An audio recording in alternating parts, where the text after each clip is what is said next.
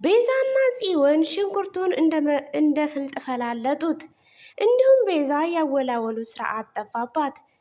ጽዬ ሉሊትን እጅግ እያስበረገገቻትና እያስደነገጠቻት ትገኛለች። ናታን በሁሉ ሙድ መያዝ ጀመረ። ናታን ያፌትን አጠቃው። በጣም እጅግ የሚገርም ነገር ነው። እንዲሁም ሉሊት እገንዬ ቤት ሄዳ አንዳንድ ነገሮች ስትቀባጥር ዳግዬ ደርሶ ከቤት አስወጣት። ቢኒያም ጽዬ ስለረሳችው በጣም ተናዷል። ምክንያቱም በውሸት የተጀመረ ፍቅር ስለሆነ እሷም ለማስታወስ ስላልቻለች ማስመሰል አልቻለችም። ሰላም ጤና ይስጥልኝ ውድ የተከበራችሁ የያሬድ ዩቲዩብ ቻናል ቤተሰቦች እንደምን አላችሁ? እኛለን እግዚአብሔር ይመስገን፣ ክብሩ ይስፋ ለመድኃኔዓለም። ሁላችሁም በያላችሁበት የዓለም ዳርቻ ሰላማችሁ በክርስቶስ ብዝት ትርፍርፍ ይበልልን፣ እንደ ምድር አሸዋ እንደ ሰማይ ከዋክብት። ውድ ቤተሰቦቻችን ለያሬድ ዩቲዩብ ቻናል አዲስ ከሆናችሁ ቻናሉን ሰብስክራይብ፣ ቪዲዮን ላይክ በማድረግ እንዲሁም ሀሳብ አስተያየታችሁን በኮሜንት መስጫ ቦክስ ሳጥኗ ውስጥ አስቀምጡልን ማለት ነው። እንግዲህ ክፍል 34 ያፌት ኤፍራታዬን ለምንድን ነው እነ ናታን ቤት የሄድሽው? ቀለበቱን ልታስሪ ነው ብሎ እያስጨነቃትና እያስጠበባት በነበረበት ሰዓት ነበረ ይሄ ድራማ ያቆመው። አሁን ደግሞ ክፍል 75 ላይ እንግዲህ እንዳነቃት እሱ እያስፈራራት በነበረ ሰዓት ነበረ። እባክህን አፈንከኝ፣ ልትገለኝ ነው እንዴ? አፈንከኝ፣ እባክህ ልቀቀኝ ያፌት፣ እኔ ካንተ ውጪ ማንንም ወንድ ላይም ሆነ ልፈልግም አልችልም እባክህ ስትለመነችው፣ ያፌትን ፈጽሞ ያለመራራት ግስጋሴውን ወደ እሷ ቀጥሏል። እንዲህም ካለና የተለያዩ ቃላቶችን ከተናገራት በኋላ ብድግ አደረገና ሶፋ ላይ ያፈረጣት። ሶፋ ላይ ሲያፈርጣትም እሷም እያዘነች እና እየተከዘች ለምንድን ነው እንደዚህ የምታደርገኝ እያለች እስትንፋሷ እጥር ቁርጥ እያለችባት ነበረ። ወዲያውኑ ያፌት መናደድ ይጀምራል። ምክንያቱም እንዴት ይህን ነገር በኤፍራታ ላይ ላደርግ እችላለሁ? ለምን ፈጸምኩት ብሎ በውስጡ እየተጸጸተ ነበረ። አጠገቧም ሂዶ ሊያቅፋት ቢሞክርም እሷ ግን ለመታቀፍም ሆነ ለመጽናናትም አልፈለገችም። ምክንያቱም አንድ ሰው በልቡ ያነጸውን ሰው ነው እንጂ ያላነጸውን ሰው ማንም ሰው ሊጠጋው አይፈልግም። በዛ ላይ ደግሞ ያፌት ምንም አይነት ርኅራሄና የዋህነት የለበትም። ምክንያቱም እሱ መቀማት እንጂ ፍቅርን አልታደለምና አንድ ሰው ከሚያፈቅረው ጋራ ሲሆን ነው ህይወትም የሚጥመው የሚያምረውም። ግን ለዚህ ሁሉ ነገር ግን የእግዚአብሔር ፍቃድ ሊኖርበት ይገባል። የያፌትና የኤፍራታዬ ፍቅር እንደማይዘልቅ የታወቀ ነው። በጣም እጅግ የሚገርመው ነገር ግን እሱ ለማባበልና ለማታለል ሞክሮ ነበረ። ኤፍራታም የገባችበትን ዓላማ ስለምታውቀው ለመታገስ ሞከረች። እሱ ግን ለምንድን ነው ወደ ክላስ ገብተሽ ከኔ ጋር ልትተኝ ያልፈቀድሽው አላት። እሷ ግን አይ ትንሽ ታገሰኝ፣ ማሰብ ፈልጋለሁ፣ ራሴን ማረጋጋት ፈልጋለሁ አለችው። አሀ ናታን ጋር እስከምትሄጂ ድረስ ነው የምጠብቅሽ አላት። ግን እኔ ስለምወድሽና ስለማፈቅርሽ ልታገስሽ እችላለሁ፣ ግን ነገ ከኔ ጋር አብረሽ ልታድር ይገባል አላት። እሷም ደስ ባይላትም ግን እሽታውን ተቀብላ እሺ በጄ ብላለች። ውድ ቤተሰቦቻችን ፍቅር ነገር ሲይዛችሁ ከማን ነው ብላችሁ መጠየቅ ያስፈልጋል። ያፌት የልህና የተንኮል ፍቅር ነው የያዘው። ምክንያቱም እሱ ኤፍራታን ፈልጓት ሳይሆን ናታንን ለማናደድና ለማብሸቅ ሲል የተጠቀመው ድርጊት ነው። በጣም የሚገርመውና የሚያሳዝነው ነገር ግን ኤፍራታ እዚህ እያሰበችና እየተጨናነቀች በነበረበት ሰዓት እነ ሉሊት ቤት ወይም እነ ቤዚ ቤት እነ ናታን ግን በደስታና በፍሽካ እየተደሰቱ እንዲሁም በኤፍራታ ላይ ጽዮን የምታደርገውን እያንዳንዱን ተንኮል እየተመለከቱ በጣም እየተገረሙ ነበረ። ወደ እነ ናታን ቤት ስንመጣ እነ ናታን ቤት የነበሩት ጽዮን፣ ቤዛ፣ ናታን እንዲሁም ሉሊት ነበሩ። እንግዲህ ሉሊት አፏ አያርፍምና አንዳንድ ቃላቶች ስትናገር ፂ ትሰማታለች። ቆይማ ህይወቴ ምስቅልቅሉን እንዳወጣሽው ቆይ ሰራልሻለሁ እያለች በውስጧ እያሰበችና እያምሰለሰለች ነበረ። በውስጧ እያሰበችና እያምሰለሰለች የነበረውን ነገር ግን ወደ ተግባር ለመቀየር ብዙም ሰዓት አልፈጀባትም። ተንኮሏን ከጠነሰሰች በኋላ ይችም ስለ ሉሊት ዋካችሁ እሷን ተዋትና ትኖርበት ህይወቷን እሷን ተዋት አለች። ይህንን ስትል ጽዮን ልብ ብላ እየተመለከተቻት ነበረ። ቤዛም እንደዚሁ፣ ናታንም እንደዚሁ። ናታን እጅግ በማሽሟጠጥና በሚመስል ነገር መልኩ ብቻ ባልሆነ አስተያየትና አመለካከት እየተመለከታት ነበረ። ነገር ግን ሉሊት አፏ አያርፍምና መናገሩንና መውራቱን ቀጠለች። የዛኔ ጽዮን ቆይ አንቺንማ ገና እንደምሰራልሽ አሳይሻለሁ፣ ህይወቴን አበላሽተሸዋል፣ ምስቅልቅሉንም አወጥተሸዋል አለችና እንግዲህ ሉሊት ያንን ነገር ተናግራ ወደ ክላስ ለመውጣት ነበር ያሰበችው። ግን በዚህን ሰዓት ጽዮንዬ ሻይ እያፈላች ነበረ። ሻይ ስታፈላ ምን እያረግሽ ነው አሏት። ሻይ እያፈላው ነው። ግን እሷ ተንኮልም እያሰበች ስለነበረ ከቀልቧ አልነበረችም። ሻዩን እንደምንም ብላ አፍልታና ቀምማ ይዛላቸው መጣች። ሻይ አመጣሽልን ወይ አላት። አዎ አለች። ለናታን ሰጠችው። እንዲሁም ለቤዛ ሰጠቻት። ቤዛም ሻዩን ተቀብላ እየጠጣች በነበረበት ሰዓት ናታንም ሻዩን ተቀብሎ እየጠጣ በነበረበት ሰዓት እንግዲህ ለሉሊትም ጠረጴዛ ላይ ታቀርብላትና አውቃ እንግዲህ ትሪው ላይ ሻይ ታስቀምጥና ሉሊት ላይ ትደፋለች። ምክንያቱም እላይ ፎቅ ያሰበችው ነገር ስለነበረ ነበር ይሄን ያደረገችው። በጣም የሚገርማችሁ ነገር ግን አንዳንድ ጊዜ በህይወታችን መልካም ሰርተን ካለፍን በህይወታችን ሁሉ የሚመጣው ነገር መልካም ነው።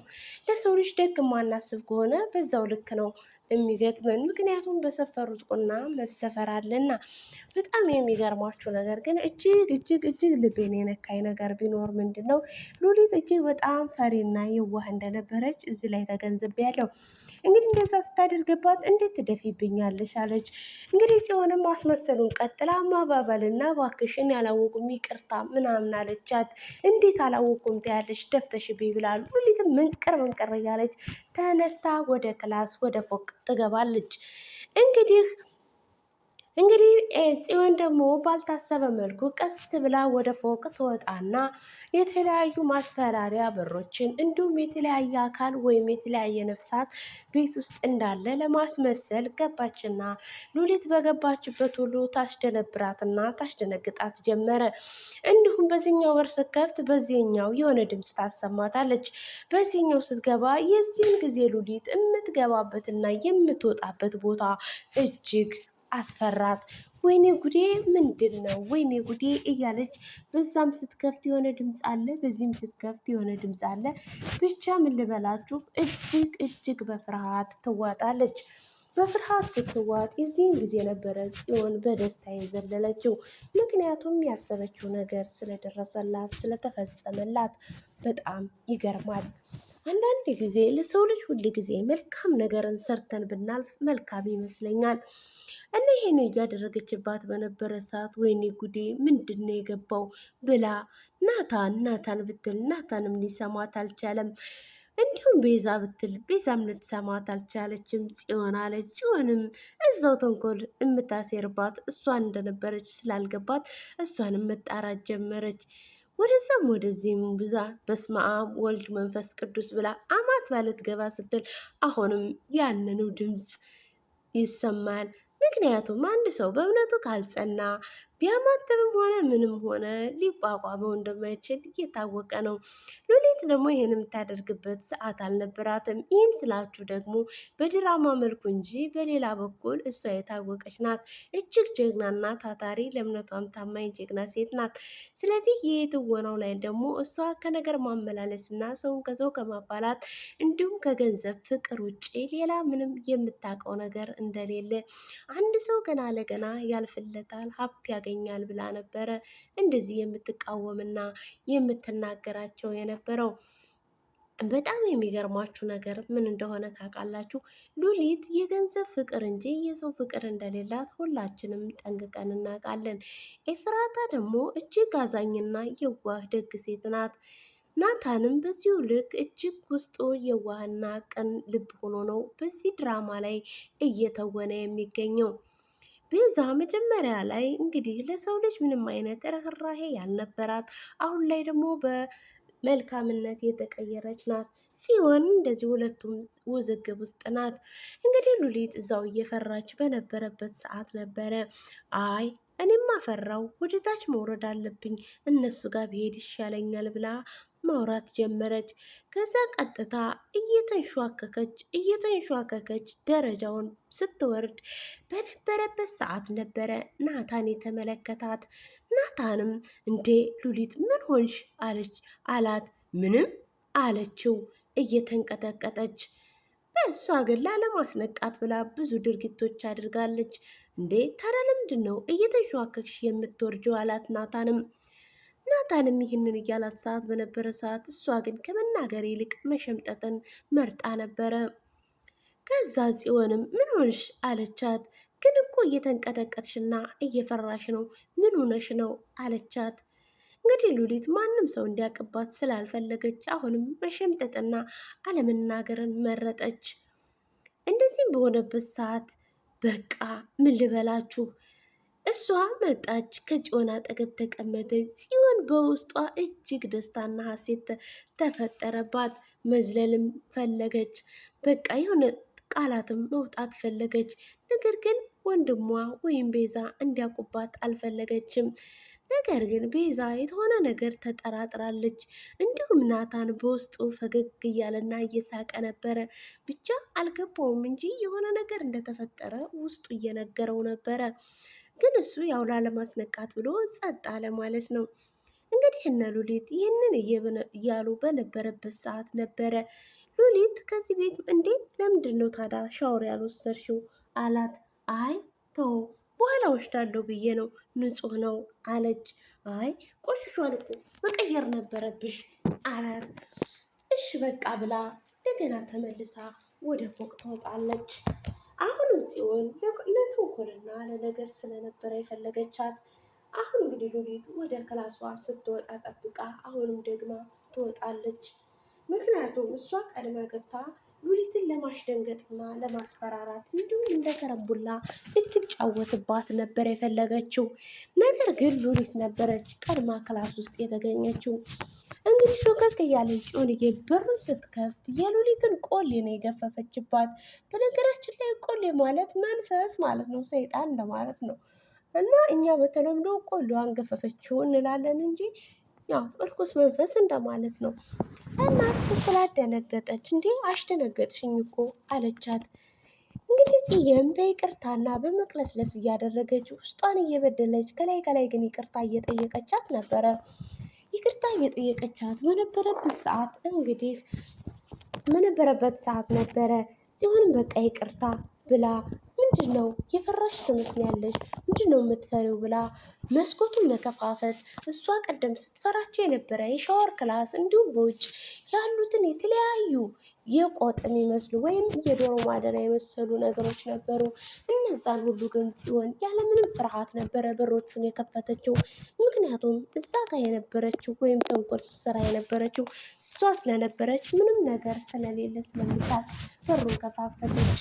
ይህን ስታረግ ነበረ ሉሊት በውስጧ እጅግ እየተደሰተች ነበረ። ይህን አድርጋ ምንም ነገር የለም ምንድን ነው አለቻትና ጥላት ወጣች። ተመስገን ጌታዬ፣ በራሴ የፈጠርኩት ተንኮል ነው እንዴ ወይስ ምንድን ነው እያለች ማምሰልሰል ጀመረች፣ ማሰብ ጀመረች። እንዴ ምን ተፈጠረ እያለች ብቻ ቀሚሷን ቀያየረችና ወደ እነገንዬ ቤት ለመሄድ አሰበች። እንግዲህ ምንድን ነው የተፈጠረው? ናታን ወደነ ኤፍራታ ወይም ወደነ ሉሊት ቤት ወይም ወደነ ቤዛ ቤት ነበረ መምጣት የፈለገው። እንግዲህ ቤት ውስጥ ገንዬ ወደ ክላሷ ነበረች። ቢኒያምም ከሆነ ቦታ መጥቶ ሶፋው ላይ ቁጭ ብሎ ማሰብና መተከስ ጀመረ። ስልኩን ማየት መጎርጎር። ምክንያቱም የሚወዳት ጽዮን ቴክስትም ሆነ ደውል አልደወለችለትም። ይህን እጅግ ልቡ ተሰብሮ ነበረ። በጣም የሚገርማችሁ ነገር ግን ምን እንደሆነ ታውቃላችሁ? አንዳንድ ጊዜ እግዚአብሔር አምላክ ካላለው የፈለገ ፍቅር ብትጀምሩ ወይም የፈለገ ስራ ብትጀምሩ ወይም የፈለገ ዓላማ ብታቅዱ እግዚአብሔር ካለላችሁና እግዚአብሔር ከፈቀደላችሁ ውጭ መኖር እንደማንችል ስንቶቻችን እናውቃለን? ምክንያቱም እንግዲህ እነሱ የጀመሩት ፍቅር በውሸት ነው። ምክንያቱም እሷ የረሳች ጊዜ እሷን ለማጽናናት ብሎ እንደ ፍቅረኛ ሆኖ ነበር የቀረባት። ይህንን መላ ቤተሰቡ ያውቃል፣ እሱም ያውቃል። ግን ልቡ እያወቀ ለምን ሊጎዳ እንደቻለ አልገባኝም። በጣም የሚገርመው ነገር ግን ጽዮን ማለት እጅግ የዋህም ደግም አዛኝም ብቻ ብዙ ነገር የተቀላቀለባት ናት። እንግዲህ ገንዬ ስትመጣ ሳሎን እሱ ቁጭ ብሎ ነበረ። ቢኒያም እጅግ በሀሳብ ተውጧል። ቢንዬ ምን ሆንክ ልጄ አለችው ገንዬ እኔ እያለ እንባ ተናነቀው። ጽዮን እኮ አልደወለችልኝም፣ ቴክስትም አላረገችልኝም። ምን አድርጊያት ይሆን? ታውቃለህ፣ የወደዱትን ማግኘት የወደዱትን ማጣት ብዙ ነገር አለ። ከኤፍራታና ከናታን እንግዲህ መማር ትችላለህ። የተዋደደ ሁሉ አብሮ መኖር እንደማይችል እያለች ገንዬ የተለያየ ምሳሌ እየሰጠችው ያንተና የጽዮን ፍቅር ቢቀርም ስትል የዚህን ጊዜ ነበረ ቢኒያም ተናዶ እንዲሁም በውስጡ ርር ብሎ እንዲህ ገንዬ ለምን እንዲህ ትይኛለሽ አላት። እንዴ የኤፍራታና የናታን ፍቅር ከቀረ ያንተ ቢቀር ምንድን ነው ጥቅሙ አለችው። ይህንን ግን እሱ አምኖ መቀበል አልቻለም። በጣም የሚገርመው ነገር ግን ምን እንደሆነ ታውቃላችሁ? እሱ በውስጡ ያስባታል። እሷ ግን ማስታወስ ስለቻለች ስለ እሱ ማውራትም ሆነ መናገር ፍላጎት የላትም። በቃ እንደዚህ ከምትሆን ሂድና አቤት የተፈጠረውን ነገር እስኪያዋራት ወይም ነገራት አለችው። እሺ ገንዬ ብሎ ቢኒያምም ተነስቶ ወደነ ኤፍራታ ወይም ወደነ ቤዛ ቤት ይሄዳል። ወደነ ቤዛ ቤት በሄደበት ሰዓት ነበረ ሉሊት መጣች። ገንዬ ቤት ምንም ሳታንኳኳ ዝም ብላ ልክ እንደ ምን ብልበላችሁ ገባች። በሩን ከፍታ ስትገባ ገንዬ ብዙም አልደነገጠችም፣ ግን እንደ መደንገጥ ብላ እንዴ ምን እግር ጣለሽ? ምን ልታረጊስ ቤት የመጣሽ አለቻት። እንዴ እንግዳ እንደዚህ ነው እንደሚቀበለው አለቻት። አይ በር ማንኳኳት የሚባል ነገር አለ። ዝም ብሎ ሰው ክላስ ይገባል እንዴ? ወይም ሰው ቤት ይገባል አለች። እንዴ ይህም ቤት ሆኖ አለቻት። የዚህን ጊዜ ገኒ ይህም ቤት ሆኖ ትያለች፣ ከእንዳንቺ አይነቷ ጥገኛ የእኔ ሳይሻል አይቀርም አለቻት። ግን አንቺ በጣም እጅግ አደንቅሻለሁ፣ በጣም ጀግና ነሽ። ምክንያቱም ኤፍራታ አለች። ኤፍራታ ምን አለች ገንዬ? ኤፍራታ ልጅሽ እንደሆነ ሳትነግሪኝ እንዴት አለቻት። አሀ ልጅ መሆኗን አውቀሽ ልታሰቃየኝ ነዋ፣ የሆነ ነገር ልታረገኝ ፈልገሽ ነዋ ወይዘሮ ሉሊት አለቻት። በጣም ትገርሚያለሽ። አንቺ ግን ሁለት ልጅ ይከብዳል። ስለዚህ መልሰሽ ወደዛ ቤት መግባት ይጠበቅብሻል አለቻት። እሷም እንግዲህ አረ ስመጣልሽ ልታጨናንቂኝ ወይስ ምን ልታደርጊኝ ነው አለቻት። ገንዬ አረ እንደዛ አይደለም አለቻት። ለነገሩ አሁንማ ልጅሽ ሀብታም አግብታለች። ሀብታም ስላገባችልሽ እንግዲህ አንቺንም ጠቀላ ልትይዝሽ ትችላለች። ወይም አንቺ ከልጅሽ ጋር ሂጂና ተጠቅለለሽ ግቢ አለቻት። ሴትዮዋ ጤነኛ አይደለችም እንዴ? ለመልካም ነገር አይደለም እንዴ የመጣሽው አለቻት። አንቺ እኮ የሆነ ነገር ፈልገሽ እንጂ የመጣሽው የሆነ ነገር ሳትፈልጊ አትመጭም አለቻት ገንዬ። አሁን መናገር የፈለግሽውን ነገር ተናግረሻል፣ ውጭ ከቤቴ አለቻት። እንዲህ እንግዳ ከቤት ሲመጣ ውጣልኝ ነው እንደሚባለው? በስነ ስርዓት ማስተናገድን የመሰለ ነገር እያለ አለቻት። ይህንን ስትላት ነበረ ገንዬ በጣም ተናዳ እየተነገረቻት በነበረ ሰዓት እንግዲህ ሳይታሰብ ዳጊ ከውጭ ይመጣል። ዳጊ ሲመጣ እንግዲህ ሉሊት በጣም ደነገጠች። እንዲሁም ገንዬ ቀና ብላ ተመለከተችው። እንዴ ሉሊት አንቺ እዚህ ምን ትሰሪያለሽ አላት ሲላት ቤታችሁን ላይ ማለት ጀመረች። እንዴ እንዴት እግር ጣለሽ ብሎ እሱም መናገር ሲጀምር አይ መሄድ አለብኝ ሲል እያንዳንዱ ነገር እንግዲህ እንዳያችሁት ነው ተናገራት ዳጊ። በአሁን የፈለግሽውን ነገር አሁን እኛ አረ በቃ ልሄድ ነው ስትል እኛ የምንፈልገው እኮ መሄድሽን ነው አላት። ይህንን ሲላት ነበረ ገንዬም በደስታ እሱም ዳጊም በደስታ ሉሊት ምንቅር እያለች ከዛ ቤት ትወጣለች። ከዛ ቤት በወጣችበት ሰዓት ነበረ ናታን ግቢ ውስጥ እየተራመደና ከግቢ ውስጥ ወደዛ ወደዚህ እየተራመደ ነበረ። እየተራመደ በነበረበት ሰዓት ኃይለኛ የበር መንኳኳት ድምፅ ይሰማል። እሱም ቀልጠፍ ብሎ ሄዶ በር ይከፍታል። በር ሄዶ ሲከፍት ቢንያም ነበረ። ቢንያምም አለ። ምክንያቱም ያዘነ የተከዘ ፊት ናታን ተመለከተ። እንዴ ቢኒ ምን ሆነሃል? ምን ተፈጥሯል? አለው። ምንም አልሆንኩም። ጽዮን ደህና ናት? አለው። አዎ ደህና ነች። እባክህ ቤቱን እቃ ቤት ጉድ ጉድ እያሉ ነው። ምን እንደሚሰሩ ባላቅም ግን እቃ ቤት ውስጥ ጉድ ጉድ እያሉልህ ነው ይለዋል። አይ በጣም ጥሩ ግን ደህና ነች ማለት ጀመረ። አዎ ደህና ነች አለው። አዎ ደህና ነች አለው። የዛን ጊዜ እሺ አለው። ግን ቢንያም ደህና አትመስለኝም፣ የሆነ ነገር የተፈጠረ ይመስለኛል። ምን ሆነህ ነው አለው። ይህንን ሲለው እባክህ ደህና ነኝ ምንም አልሆንኩም። እህትህ ሲለው እህቴ ታውቃለህ ያንተና የጽዮን ፍቅር በውሸት ላይ የተመሰረተ ነው። ስለዚህ የሆነ ነገር ሊፈጠር ስለሚችል ራስን ጠብቅ። ደግሞ ታውቃለህ በእህቴ እንደማልደራደር ይለዋል። አውቃለሁ እሱን አለው። በቃ እሺ አሁን ምን እናድርግ ማለት ጀመረ። ለማንኛውም ፍቅራችሁ ፍቅር ምን አይተሃል? የኔና ኤፍራታ ነገር ሴቶች እንደሆኑ ባስቀመጥካቸው ቦታ አይገኙም አለው።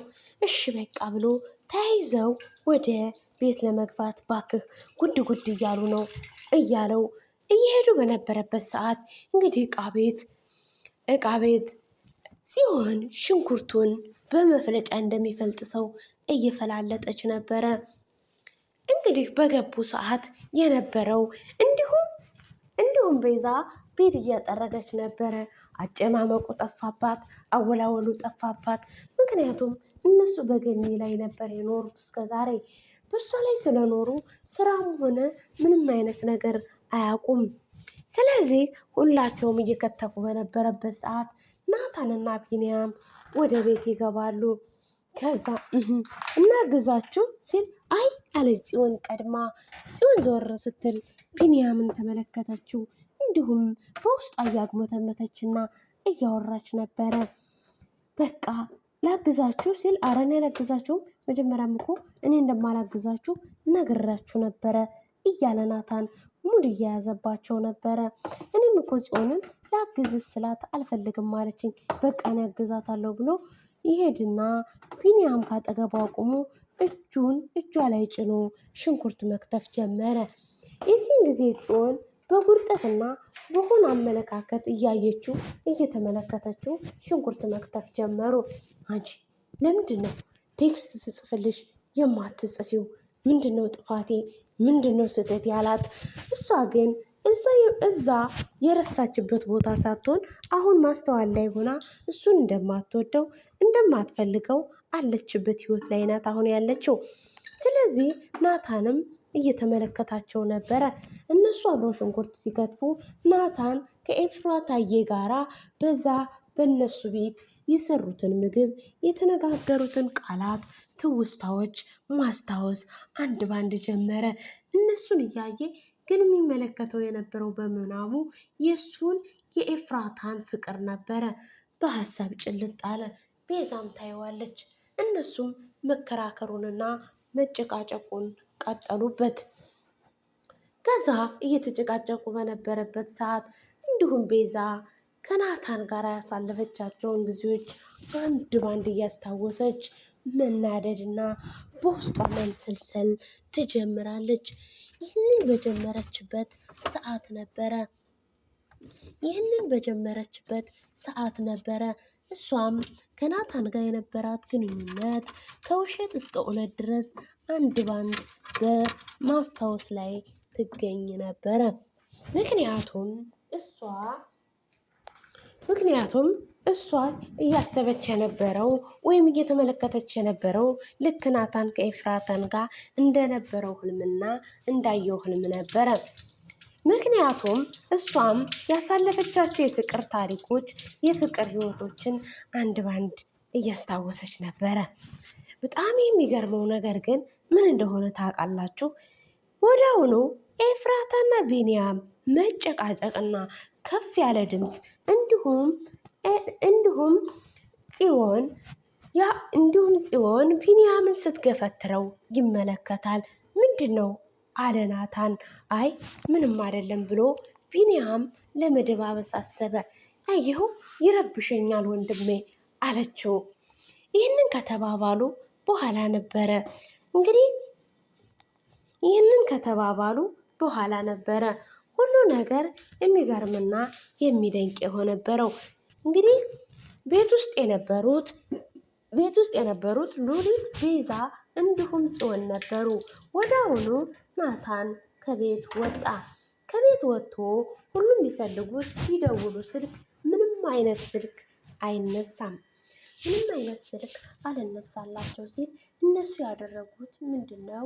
ወዲያውኑ ወደ ኤፍራታ ጋር እንደውል ብለው ሲመካከሩ በመሀላቸው እንግዲህ ሉሊት እየገባች ታስቸግራቸዋለች።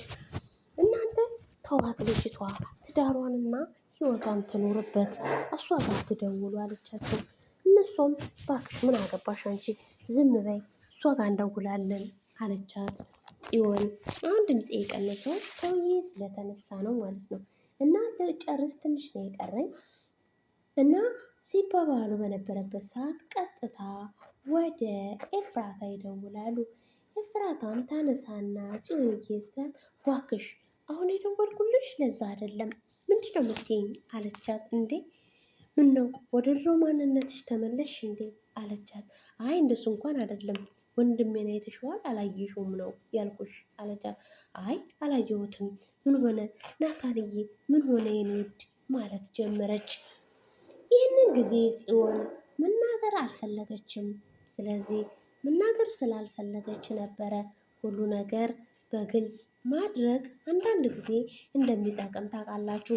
እሷ ግን በደፈናው ዘጋችባት። እኔ እኮ ነግሬሽ ነበረ እሷ ትዳሯን ትኖርበት፣ እሷ ምንም የምታውቀው ነገር የለም ብዬሽ ነበረ እያለች ሉሊት መቀባጠር ጀመረች። እባክሽ አንቺ ዝም በይ፣ እዚህ ውስጥ አንቺ አያገባሽም አለች ስትላት በነበረበት ሰዓት ነበረ ተጨናንቀው እያሰቡ በነበረበት ሰዓት አቶ ያፌት መንገድ ላይ በጨለማ እየተጓዘ እንዲሁም ናታን ማስክ ለብሶ እንዲሁም የሆነ ነገር ብቻ ጎራዴን በለው። ምክንያቱም ኢትዮ ብዙ ጊዜ ስለታማ ነገር አይወድም እና የሆነ ጎራዴ ይዞ በጨለማ እየሄደ በነበረበት ሰዓት ያፌትን ያገኘዋል።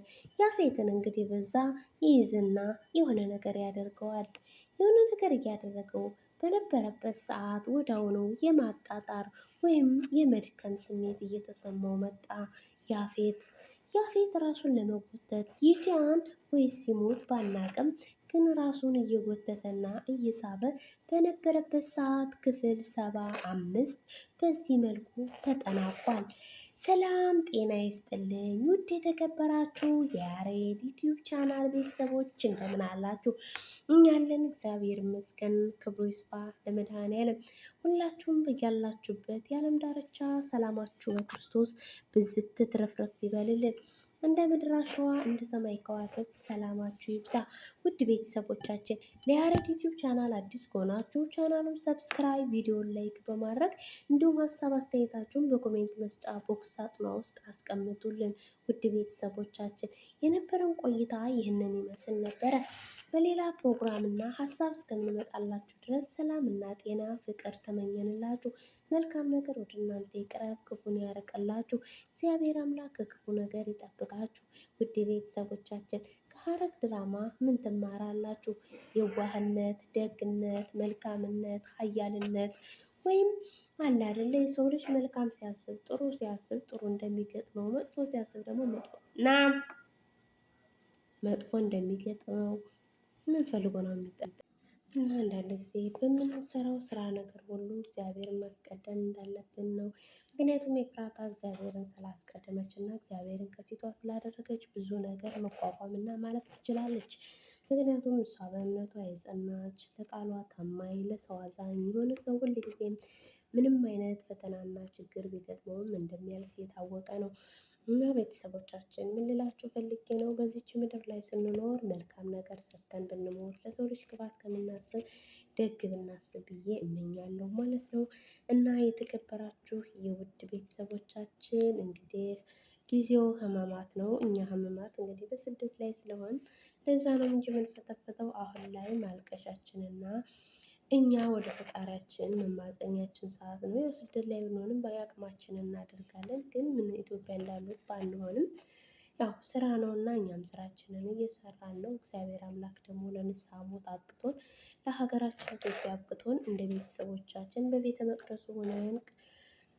መቅደስ ሆነን አቤቱ ማረን፣ ይቅር በለን፣ ኤልሻዳይ አማኑኤል ኤሎሄ የምንልበትን ጊዜና ወቅት እግዚአብሔር አምላክ ቅርብ ያድርግልን።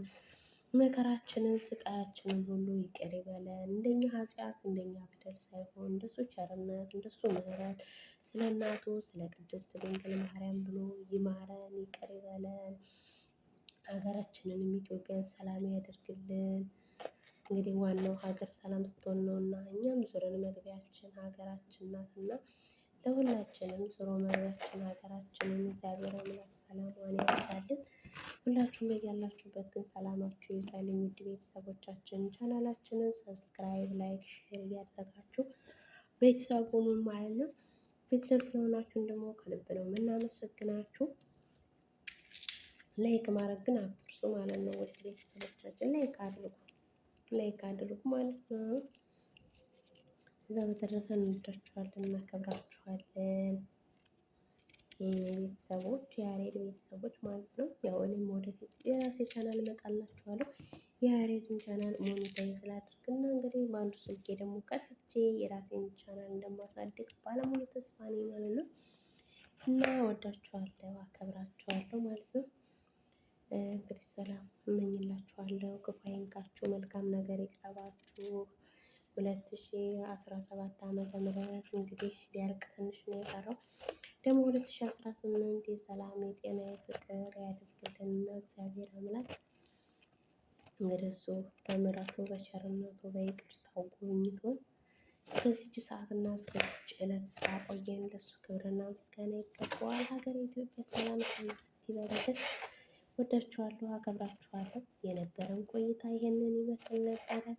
በሌላ ፕሮግራም እና በሌላ ሀሳብ እስከምንመጣላችሁ ድረስ ግን ሰላም፣ ጤና፣ ፍቅር ተመኘንላችሁ።